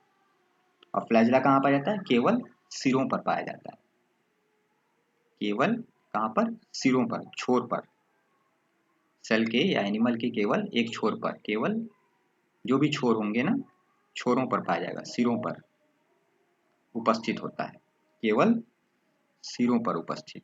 फ्लैजिला कहाँ है, केवल सिरों पर उपस्थित है, ठीक है बेटा। चलो ये भी एक पॉइंट हो गया। अच्छा, संख्या, लास्ट में संख्या भी लिख दी कितने होता है, ठीक है। तो बात की जाएगा नंबर की, नंबर की बेटा, तो सीलिया जो होते हैं ना वो ज्यादा संख्या में पाए जाते हैं, ठीक है ना। सीलिया कितने होते हैं, ज्यादा होते हैं, मतलब बहुत सारे, मेनी लिख दो, मेनी, मेनी। और यहाँ पर क्या होता है, फ्लैजिला कितने होते हैं, सिंगल होते हैं, सिंगल मतलब केवल एक होता है, या बहुत ज्यादा ज्यादा कितने होते हैं, दो होते हैं, या फिर कभी कभी कितने होते हैं, चार होते हैं, ठीक है ना। इतना जनरल मैं बता रहा हूँ, ठीक है ना। कितने होते हैं, सिंगल होते हैं, दो होते हैं, या फिर कितने होते हैं, चार होते हैं, ठीक है ना, याद हो गया। तो अभी तक क्या क्या देखा, अभी तक आप लोगों ने देखा सबसे पहले साइज, साइज कैसी थी, सीलिया स्मॉल साइज का होता है, फ्लैजिला कैसा होता है, लार्ज साइज का होता है। मूवमेंट देखा जाए तो सीलिया की मूवमेंट को क्या बोलते हैं, एक कोऑर्डिनेटेड मूवमेंट या फिर स्वीपिंग या पेंडुलम मूवमेंट कहते हैं। फ्लैजिला की मूवमेंट स्वतंत्र गति होती है, फ्री मूवमेंट होती है। पोजीशन देखी जाए तो सीलिया पूरे सेल की संपूर्ण सतह पर पाया जाता है, फ्लैजिला केवल सिरों पर पाया जाता है। और नंबर देखा जाए तो ये बहुत सारे होते हैं सीलिया, और ये जो है केवल एक होते हैं या दो होते हैं या फिर कितने होते हैं, चार होते हैं, ठीक है ना। कार्य अगर बात की जाए, अब आप इसका जो है एग्जाम्पल भी देख लीजिए। तो बात की जाए अगर एग्जाम्पल की, कहाँ पर होते हैं, कोई एक एग्जाम्पल ऐसा, तो अभी मैंने आपको एग्जाम्पल दिखाया था। एग्जाम्पल क्या था, एग्जाम्पल था पैरामीशियम। आप देखते हो ना पैरामीशियम में क्या होती है, खूब सारी सीलिया होती हैं, अभी मैंने आपको बताया भी था, दिखाया था, पैरामीशियम। और फ्लैजिला कहाँ होता है, तो जैसे यूग्लिना, कौन, यूग्लिना, यूग्लिना में क्या होता है, फ्लैजिला होता है। यूग्लिना को एनिमल और प्लांट्स के बीच की कनेक्टिंग लिंक भी कहा जाता है, जंतु और वनस्पति के बीच की संयोजक कड़ी, आपको पता होगा ना। तो यूग्लिना जो होता है उसका एग्जाम्पल हो गया, ठीक है ना। फंक्शन अगर देख लिया जाए बेटा, लास्ट में फंक्शन क्या है, सीलिया का फंक्शन, अभी तो फंक्शन तो आपको पता है मूवमेंट होता है, फंक्शन तो ओवरऑल क्या है, मूवमेंट है, गति करना, ठीक है ना, गति करता है एनिमल सीलिया और फ्लैजिला के द्वारा, मेन फंक्शन तो यही है। लेकिन कुछ और भी फंक्शंस हो सकते हैं, तो फंक्शन क्या हो जाएगा, जैसे इसका फंक्शन, सीलिया का फंक्शन क्या हो जाएगा, पहला तो फंक्शन हो जाएगा मूवमेंट, मूवमेंट। दूसरा इसका फंक्शन हो जाएगा कि जो फीडिंग होती है, मतलब खाना पीना, भोजन को अंदर लेना, उसको आप क्या बोलते हो, फीडिंग, फीडिंग करता है, ठीक है ना। और सेंसरी भी होता है, संवेदना भी ग्रहण करता है, सेंसरी, ठीक है ना। और फ्लैजिला जो होता है ये क्या करता है, ये ओनली मूवमेंट के लिए, इसका फंक्शन केवल क्या है, मूवमेंट, ओनली मूवमेंट। देखो वो भोजन में, मूवमेंट में और संवेदना, तीन जगह काम करता है सीलिया। और फ्लैजिला जो होता है वो केवल और केवल गति के लिए ही है, और बाकी उससे कोई और काम एनिमल नहीं लेता, तो वो केवल और केवल गति के लिए होता है, ओनली मूवमेंट के लिए होता है। समझ में आ गई बात ना। तो ये भी आपको याद रखना है, फंक्शन दोनों की याद रखनी है। तो ये तो क्या हो गए, अंतर हो गए सीलिया और फ्लैजिला में। सारा अंतर आपको समझ में आ गया होगा। क्या क्या मैंने अंतर आपको दिखाया यहाँ पर, सबसे पहली चीज तो कि साइज, तो साइज आप ध्यान से देख लो ना, साइज क्या थी, यहाँ पर ये स्मॉल साइज का है सीलिया, ये आपका लार्ज साइज का है। यहाँ मूवमेंट देखो कैसी है, कोऑर्डिनेटेड मूवमेंट है, कोऑर्डिनेटेड मूवमेंट है, या फिर आप उसको झाड़ू के समान या घड़ी के पेंडुलम के समान गति करता है, ऐसा भी बोल सकते हैं। और यहाँ पर मुक्त रूप से गति होती है, फ्री मूवमेंट होता है, फ्री मूवमेंट, यहाँ पे कोई निश्चित मूवमेंट नहीं होता, फ्री मूवमेंट होता है। पोजीशन क्या है, संपूर्ण सतह पर है, वो केवल सिरों पर है। संख्या कितनी है, मेनी है, अनेक पाए जाते हैं, सीलिया बहुत सारे पाए जाते हैं। और ये केवल या तो एक होता है, सिंगल होता है, या फिर दो या फिर चार होता है सेल में, एक सेल में सिंगल, दो या चार होता है, सेल या एनिमल जो भी, ठीक है ना। एग्जाम्पल पैरामीशियम, वहां पर यूग्लिना हो गया। फंक्शन जरा ध्यान देना, फंक्शन बढ़िया है कि आप सीलिया का फंक्शन देखो, सीलिया के बहुत सारे फंक्शन है, मूवमेंट भी करता है, भोजन करने में भी मदद करता है जंतु को, सेल को, और सेंसरी संवेदना भी ग्रहण करवाता है। और ये केवल और केवल क्या करता है, मूवमेंट करता है, ओनली मूवमेंट, केवल और केवल गति के लिए जिम्मेदार है, और कोई फंक्शन इससे नहीं होता है। तो ये हो गया सीलिया और फ्लैजिला में डिफरेंस या फिर अंतर, ठीक है, नोट कर लिया सारा। चलो लास्ट में अब थोड़ा सा सिमिलैरिटी, तो सिमिलैरिटी तो मैंने आपको क्या अभी को बताया था ना, कि ऊपर से देखने पे तो भिन्न होते हैं, लेकिन अंदर से इनकी जो आंतरिक संरचना होती है वो क्या होती है, एक जैसी होती है, सीलिया और फ्लैजिला की। यही तो बोला, कितनी बार बोला कि ऊपर से भिन्न होते हैं, अंदर से सेम होते हैं, ठीक है ना। तो एक हेडिंग डाल लीजिए, हेडिंग पड़ेगी similarity, similarity between, similarity between internal structure, internal structure, similarity between internal structure of cilia and flagella। मतलब सीलिया और फ्लैजिला के इंटरनल स्ट्रक्चर में जो समानताएं होती हैं, थोड़ा सा उसकी बात करते हैं, क्या समानताएं होती हैं। तो मैं फिगर भी बनाऊंगा इसमें, ध्यान से आप लोग समझिएगा, यहाँ पर आपको थोड़ा सा ध्यान देना है, ठीक है, ताकि आपको बात जो है एक बार में समझ में आ जाए। तो बात की जाए अगर similarity between internal structure of cilia and flagella, मतलब सीलिया और फ्लैजिला की आंतरिक संरचना में क्या समानताएं होती हैं, ठीक है ना। तो सबसे पहले तो मैं आपको बता दूं कि जो एक चीज होती है कि जो यूकैरियोट्स होते हैं ना, यूकैरियोट्स, यूकैरियोट्स मतलब जो यूकैरियोटिक एनिमल्स होते हैं, यूकैरियोटिक सेल्स होती हैं, ठीक है ना। तो जो यूकैरियोटिक सेल होती है उसके अंदर, उसके अंदर 9+2, अभी मैं दिखाऊंगा फिगर बना के, 9+2 अरेंजमेंट, क्या विन्यास होता है, क्या व्यवस्था होती है, 9+2 अरेंजमेंट होता है किसका, माइक्रोट्यूब्यूल्स का। 9+2 arrangement, arrangements of microtubule. Microtubule क्या है, अभी मैं फिगर दिखाऊंगा। तो माइक्रोट्यूब्यूल सीलिया और फ्लैजिला के अंदर पाई जाती हैं। कहाँ पाई जाती हैं, सीलिया और फ्लैजिला के अंदर पाई जाती हैं। समझ में आ गई बात ना, मतलब सीलिया फ्लैजिला के अंदर क्या होती हैं, माइक्रोट्यूब्यूल्स, लंबी लंबी नलिकाएं होती हैं, उनको माइक्रोट्यूब्यूल्स कहा जाता है, उसी से सीलिया और फ्लैजिला बनी हुई है। तो इसके अंदर माइक्रोट्यूब्यूल की क्या व्यवस्था है, 9+2, 9+2 है यूकैरियोटिक में। और जो प्रोकैरियोटिक होता है, मतलब 9+2 जो है वो सीलिया और फ्लैजिला दोनों के अंदर यूकैरियोटिक सेल में सेम व्यवस्था होती है, समानता है कि नहीं। अब जो प्रोकैरियोटिक सेल होती है, जैसे बैक्टीरिया, फ्लैजिला होता है ना बैक्टीरिया में, प्रोकैरियोटिक सेल, तो बेटा प्रोकैरियोटिक सेल के अंदर जो व्यवस्था होती है माइक्रोट्यूब्यूल की, वो क्या होती है, वो होती है 0+1, 0+1 अरेंजमेंट होता है, 0+1 अरेंजमेंट, अरेंजमेंट मतलब विन्यास या व्यवस्था होती है किसकी, of microtubule, microtubule, TUBULE, yes, ठीक है ना। तो 0.0+1 अरेंजमेंट होता है किसका, माइक्रोट्यूब्यूल के केस में, प्रोकैरियोटिक सेल में। और यूकैरियोटिक में क्या बताया, 9+2 होता है, याद रहेगा आप लोगों को, इसको याद रखिएगा। अच्छा दूसरी बात कि देखिए ध्यान से, अब यहाँ पे देखिए कि 9 माइक्रोट्यूब्यूल्स, 9, अभी मैं फिगर दिखाऊंगा बना के, फिर आपको समझ में आ जाएगा। 9 माइक्रोट्यूब्यूल्स, नोट करिए अभी, लेकिन कहाँ पर होते हैं, पेरीफेरी पर, पेरीफेरी मतलब परिधि पर, पेरीफेरी मतलब क्या होता है, परिधि, पेरीफेरी मतलब परिधि मतलब किनारे, परिधि, ठीक है, पेरीफेरी। पर कैसे होते हैं? Doublet fashion, doublet, DOUBLET, doublet.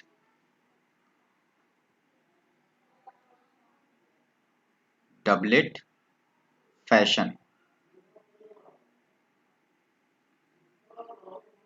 Doublet fashion, doublet fashion, ठीक है, में पाई जाती है।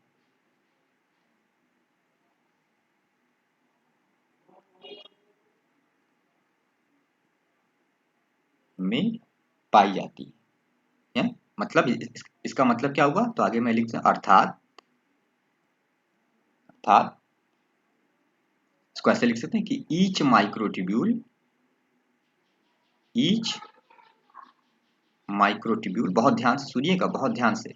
ईच माइक्रोट्यूब्यूल यानी प्रत्येक जो माइक्रोट्यूब्यूल होती है वो बनी होती है, इज मेड बाई, बहुत बहुत important, is made by, made by two सब फाइब्रिल। मतलब एक जो माइक्रोट्यूब्यूल है वो किससे बनी हुई है? दो सब फाइब्रिल से बनी है, दो सब फाइब्रिल से बनी हुई है। प्रत्येक माइक्रोट्यूब्यूल किससे बनी है? दो सब फाइब्रिल से बनी है, मतलब उपतंतु से बनी है, उपतंतु। प्रत्येक जो माइक्रोट्यूब्यूल है वो कितने उपतंतुओं से बनी है? दो उपतंतुओं से बनी है, टू सब फाइब्रिल से बनी है। प्रत्येक माइक्रोट्यूब्यूल कितने सब फाइब्रिल से बनी है बेटा? दो सब फाइब्रिल से बनी हुई है, ठीक है ना। दैट इज दोनों मैं लिखा देता हूं। एक जो आपका हो जाएगा उसको बोलते हैं सब फाइब्रिल, सब फाइब्रिल ए, और एक आपका होता है सब फाइब्रिल बी, ठीक है ना, याद हो गया। पहला क्या है? सब फाइब्रिल ए, पहला है सब फाइब्रिल ए, और दूसरा क्या है? मतलब ये दो उपतंतु हैं, ठीक है ना। मतलब क्या समझ में आया कि ये जो दोनों हैं सब फाइब्रिल ए और सब फाइब्रिल बी, तो यहाँ लिख देते हैं, ये दोनों मिलकर एक माइक्रोट्यूब्यूल कहलाएंगे। याद हुआ?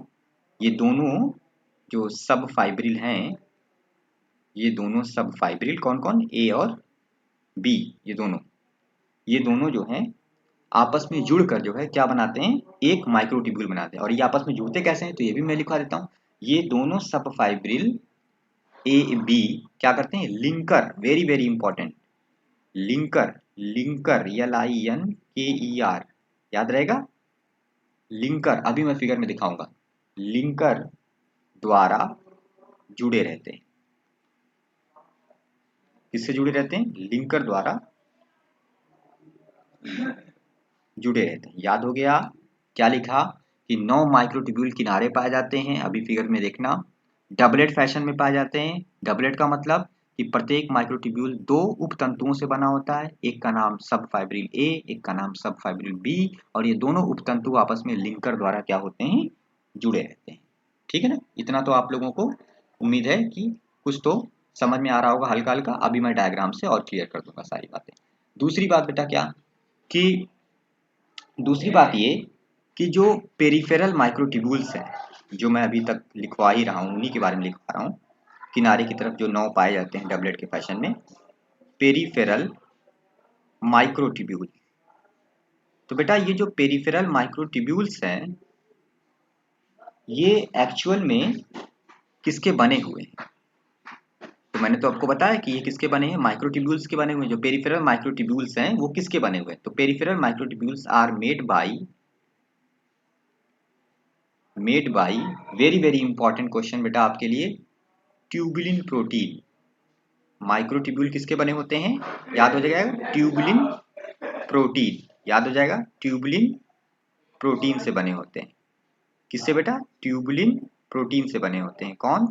पेरिफेरल माइक्रोट्यूब्यूल्स किसके बने होते हैं? ट्यूबुलिन प्रोटीन के बने होते हैं, ठीक है ना। चलिए एक बात और कि एक बहुत जरूरी बात कि जो सब फाइब्रिल ए है, क्योंकि दो उपतंतु होते हैं ना, माइक्रोट्यूब्यूल के दो उपतंतु होते हैं ए और बी, तो जो सब फाइब्रिल ए होता है बहुत इंपॉर्टेंट, सब फाइब्रिल ए, SUBFR, सब फाइब्रिल की स्पेलिंग क्या हो जाएगी? सब फाइब्रिल की स्पेलिंग, चलिए यहाँ पे मैंने लिख दिया, ठीक है, ये हो गया। तो ये जो सब फाइब्रिल ए है, ठीक है ना, इससे क्या निकला होता है? एक स्ट्रक्चर निकला होता है, उसको क्या बोलते हैं? उसको बोलते हैं रेडियल स्पोक। क्या बोलेंगे? नोट करो ये सारी बातें। Radial spoke, radial spoke, radial spoke, ठीक है ना। सब फाइब्रिल ए से क्या निकला होता है? रेडियल स्पोक निकले होते हैं, निकले होते हैं, इतना याद हो जाएगा। सब फाइब्रिल ए से रेडियल स्पोक निकले होते हैं। सब फिगर में मैं अभी दिखाता हूँ आप लोगों को, सारी चीज, बिल्कुल घबराइएगा मत, अभी सारी चीजें एकदम समझ में आ जाएंगी, ठीक है ना। और कुछ पॉइंट लिखिए, पहले लिखिए मध्य में। मध्य मतलब अब तो किनारे की तरफ वाली बात हो गई, पेरीफेरी की बात हो गई, अब मध्य में। मध्य मतलब जो बीच में होता है, 9 प्लस क्या बोलते, 9+2, तो मध्य में जो होते हैं उसके बारे में लिख, तो लिख रहे हैं मध्य में दो माइक्रोट्यूब्यूल, दो माइक्रोट्यूब्यूल, ठीक है ना।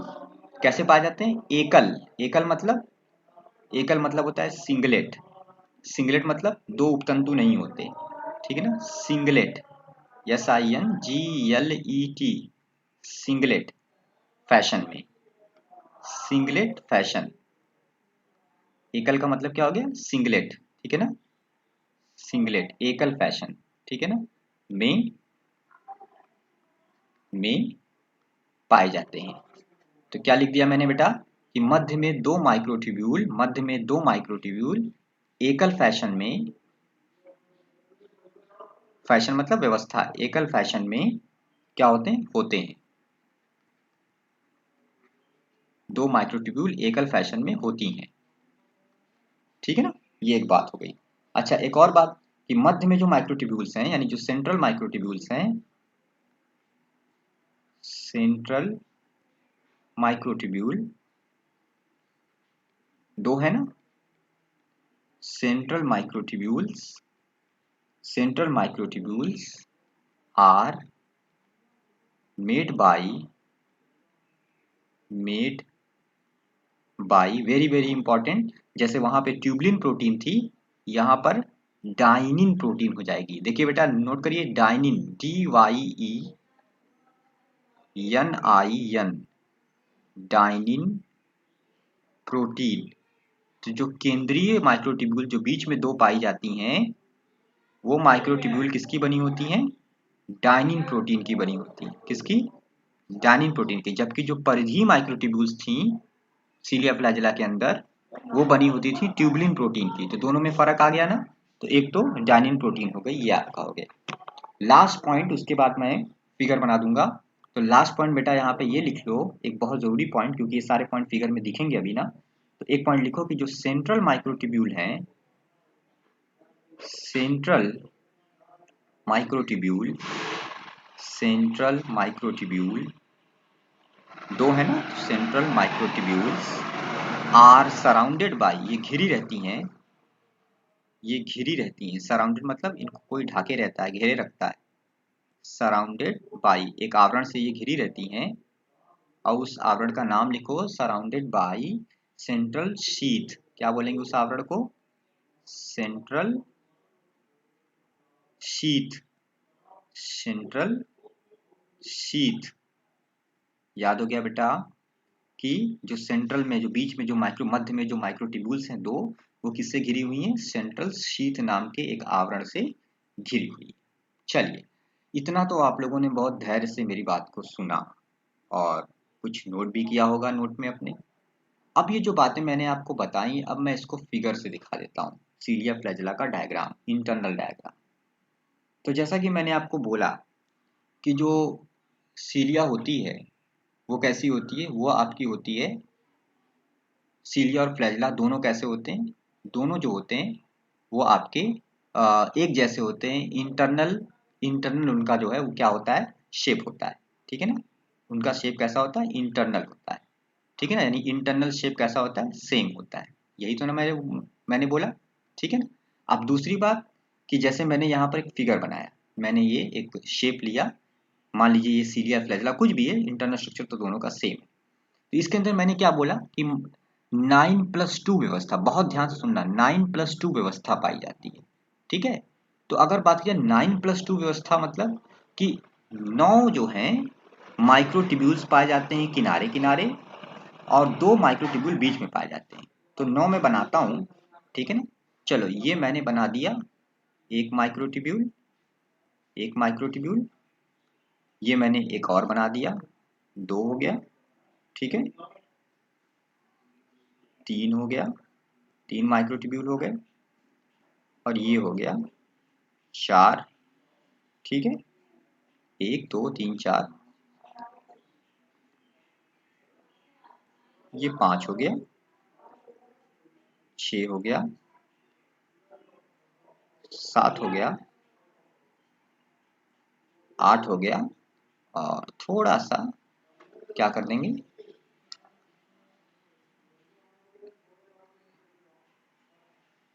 चलो, तो ये आप देख रहे हो कितने हैं टोटल, टोटल आपके 9 है, 9 है ना। ध्यान दो, ये कैसे है, एक ये और एक ये, जानते हो ये पूरा क्या कहलाएगा, ये पूरा कहलाएगा डबलेट।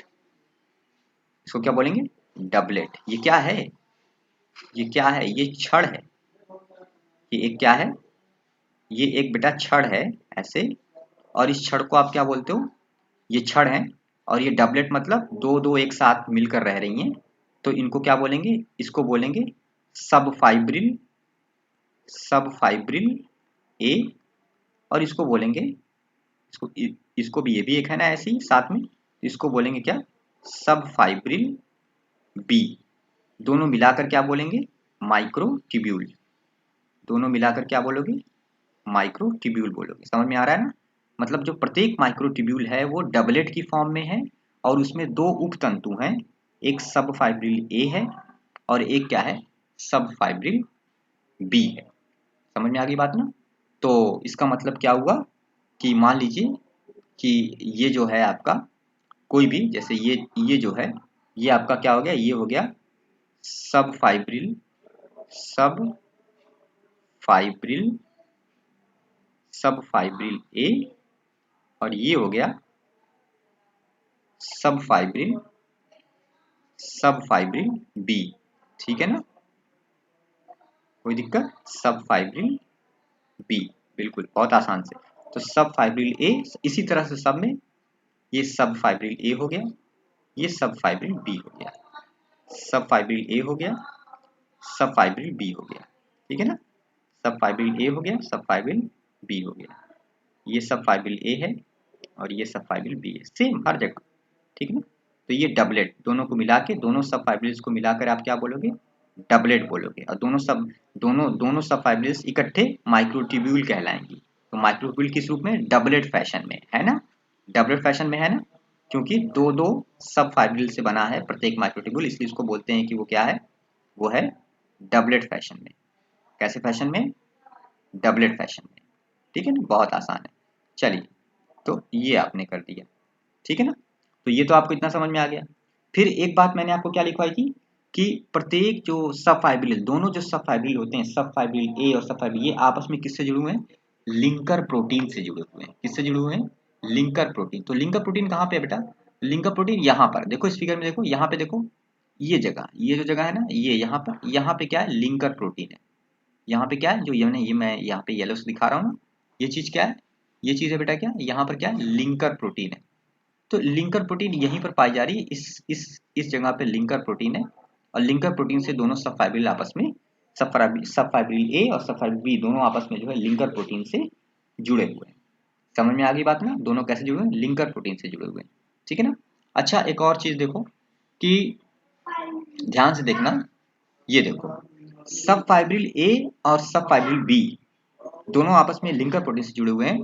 तो यहाँ पे देखो कि मान लो ये सब फाइब्रिल ए है, सब फाइब्रिल ए और सब फाइब्रिल बी, देखो ये देखो इनके बीच में, ये देखो मैंने ग्रीन से दिखा दिया, सब फाइब्रिल ए और सब फाइब्रिल बी के बीच में मैंने ग्रीन से जो दिखाया ना, ये क्या है, इसको हम बोलेंगे ए बी लिंकर, यही है A B linker, A B linker, ठीक है ना। तो सब फाइब्रिल ए और सब फाइब्रिल बी दोनों आपस में किससे जुड़े हुए हैं, लिंकर प्रोटीन से जुड़े हुए हैं, ठीक है ना। ए बी लिंकर नाम की प्रोटीन से जुड़े या लिंकर प्रोटीन से जुड़े हैं, चाहे उसको ए बी लिंकर बोलो।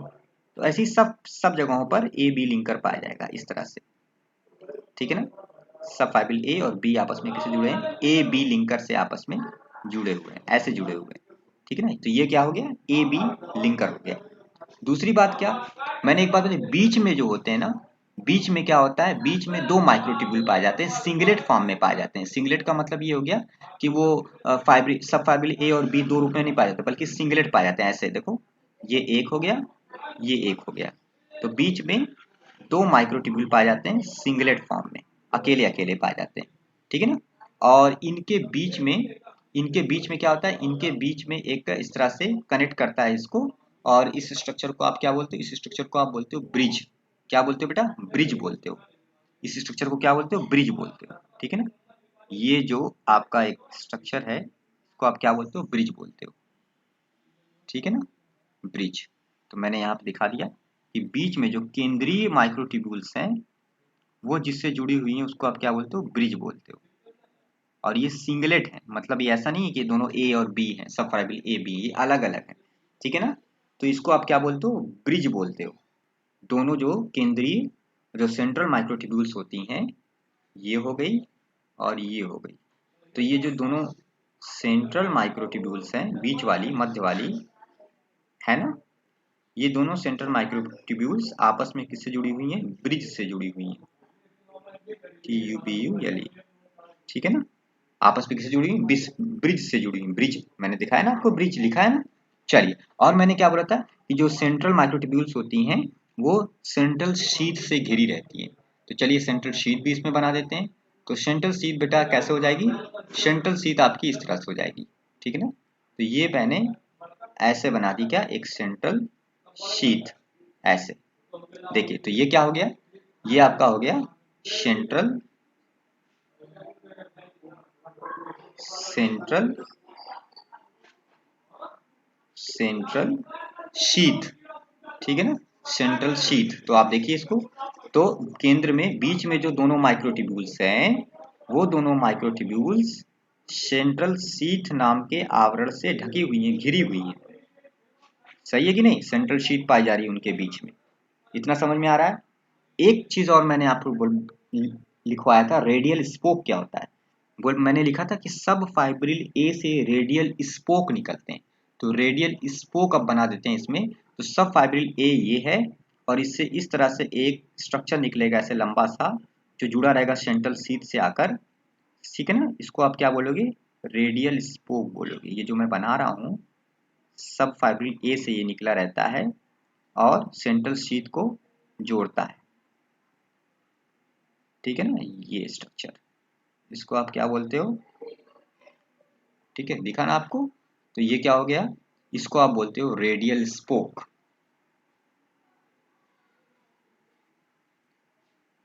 Radial spoke.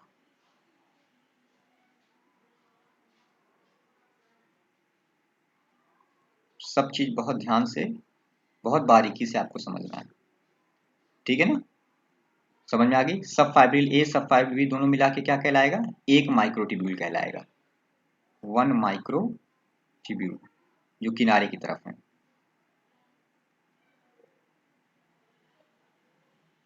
ये क्या कहलाएगा, वन माइक्रोट्यूब्यूल कहलाएगा। बीच में कितने हैं, दो हैं, बीच में सेंट्रल माइक्रोट्यूब्यूल्स कितने हैं, दो हैं, ठीक है ना, दोनों सिंगलेट फैशन में। और किनारे किनारे जो है वो डबलेट फैशन में, इसलिए उनके अंदर सब फाइब्रिल लिखना पड़ रहा है, सब फाइब्रिल ए और सब फाइब्रिल बी।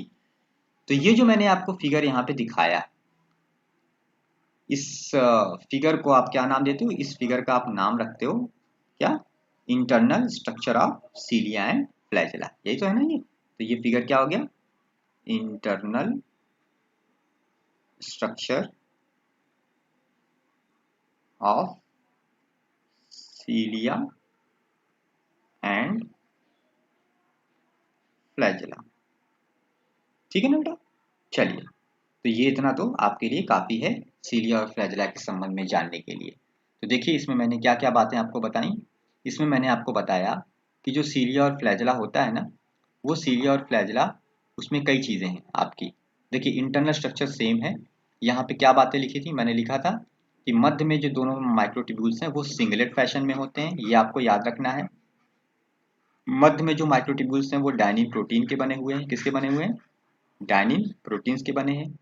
मध्य में जो माइक्रोट्यूब्यूल्स हैं उनके चारों तरफ जो शीट पाई जाती है उसको आप सेंट्रल शीट कहते हैं। फिगर में भी दिख रहा है आपको सारी चीज, ठीक है ना। और डायग्राम तो मैंने आपको दिखाया दिखाया अभी को, ठीक है ना। तो ये आपको इतना। और जो पेरिफेरल माइक्रोट्यूब्यूल्स थी जो डबलेट फैशन में पाई जाती थी, उसके बारे में मैंने आपको क्या बताया कि जो पेरिफेरल माइक्रोट्यूब्यूल्स हैं जो डबलेट फैशन में पाई जाती हैं वो किसकी बनी हुई हैं? उनमें दो उपतंतु हैं। ये इंपॉर्टेंट बात है क्या, कि दो उपतंतु हैं। तो पहली बात तो ये डबलेट फैशन में पाई जाती हैं, कौन? पेरिफेरल। और बीच वाली जो माइक्रोट्यूब्यूल्स थी वो सिंगलेट फैशन में पाई जाती थी, और ये कैसी किनारे वाली? डबलेट फैशन में। डबलेट फैशन का मतलब कि इनके अंदर प्रत्येक माइक्रोट्यूब्यूल में कितने उपतंतु हैं? दो उपतंतु हैं, टू सब फाइब्रिल हैं। दोनों के नाम क्या हो जाएंगे? दोनों के नाम क्या हो जाएंगे? तो दोनों के नाम बहुत आसान है। एक का नाम है सब फाइब्रिल ए और दूसरे का नाम है सब फाइब्रिल बी। और दोनों आपस में किस प्रोटीन से जुड़े होते हैं? ये आपस में जिस स्ट्रक्चर से जुड़े होते हैं उसको क्या बोलते हैं? लिंकर। फिगर में दिखाया था ना, लिंकर से जुड़े होते हैं। सब फाइब्रिल ए और बी आपस में किस जुड़े होते हैं? लिंकर से जुड़े होते हैं। पेरिफेरल माइक्रोट्यूब्यूल्स किस प्रोटीन की बनी होती हैं? तो पेरिफेरल माइक्रोट्यूब्यूल्स बनी होती है ट्यूबुलिन प्रोटीन की। किसकी? ट्यूबुलिन प्रोटीन की, ठीक है ना। ट्यूबुलिन प्रोटीन की बनी होती है। पेरिफेरल माइक्रोट्यूब्यूल्स ट्यूबुलिन प्रोटीन की बनी होती है और सेंट्रल माइक्रोट्यूब्यूल्स डायनिन प्रोटीन की बनी होती है। याद हुआ आप सभी लोगों को? और सब फाइब्रिल ए से शीथ तक के लिए एक स्ट्रक्चर निकलता है ना, जिसको आप क्या बोलते हो? रेडियल स्पोक बोलते हो। फिगर में मैंने दिखाया आपको कि सब फाइब्रिल ए से जो है नीचे की तरफ सेंट्रल शीट की तरफ एक स्ट्रक्चर जोड़ता है दोनों को, एक ब्रिज जैसा स्ट्रक्चर, उसको आप क्या बोलते हो? रेडियल स्पोक बोलते हो। तो कुल मिला के सबसे इंपॉर्टेंट पॉइंट यहाँ पर क्या जो बहुत जरूरी, कि जो यूकैरियोटिक सेल है उसके अंदर 9+2 अरेंजमेंट होता है सीलिया फ्लैजेला के भीतर माइक्रोट्यूब्यूल का, और प्रोकैरियोटिक सेल के अंदर कितना होता है? 0+1 अरेंजमेंट होता है माइक्रोट्यूब्यूल्स का अंदर से, ठीक है ना। क्योंकि अंदर क्या है सीलिया फ्लैजेला के? माइक्रोट्यूब्यूल्स है। और कैसे कैसे वो किस व्यवस्था में कैसी डिजाइन उसकी है वो मैंने आपको समझा दिया, ठीक है बच्चों। तो आज का लेक्चर इतना काफी था। इसको आप बहुत ध्यान से रिवाइज करिएगा, वरना आप यहाँ से आने वाले क्वेश्चंस को एग्जाम में गलत कर देंगे और फिर आपको बाद में बहुत ज़्यादा अफसोस होगा कि मैंने पढ़ाया था, आपने पढ़ा था, आपको समझ में आया था, आपने रिवाइज नहीं किया, आपने नोट्स को नहीं ठीक से वापस से रिवाइज किया, और इस वजह से ये क्वेश्चंस आपके एग्जाम में गलत हो गए। डीपीपी जो आपको दी जाती है, डीपीपी पर डे सॉल्व करते रहिए, डीपीपी बिल्कुल सॉल्व करते रहिए। उसको कभी भी ऐसा मत करिएगा कि डीपीपी ना सॉल्व हो। पर डे का काम पर डे करिए। रोज आपके लेक्चर हो रहे हैं, ठीक है ना। कोई डाउट होगा तो आप लोग मुझसे पूछ सकते हैं।